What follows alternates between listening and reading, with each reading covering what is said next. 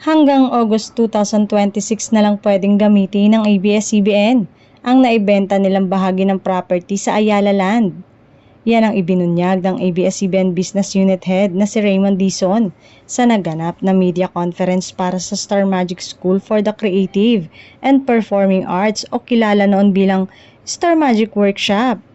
Nang tanungin kung saan matatagpuan ang campus ng SMS CPA, sinabi ni Dizon na maaari pa nilang gamitin ang naibentang bahagi ng ABS-CBN hanggang sa Agosto ng susunod na taon. Pagkatapos ay lilipat na sila sa ELJ Communication Center, ang bukod tanging building na hindi ibinenta ng Kapamilya Network. Habang hindi pa sila lumilipat at itutuloy muna ng SMA CPA ang kanilang workshop classes na magkakaroon ng on-site enrollment sa March 29 at 30. Samantala, mawawala man ang ABS-CBN Broadcasting Center. Nakaredy naman na ang ABS-CBN Horizon IT Park sa Bulacan. Mahigit sa 7.7 hectares ang laki nito at magiging pangunahing tahanan ng ABS-CBN sa mga susunod na taon.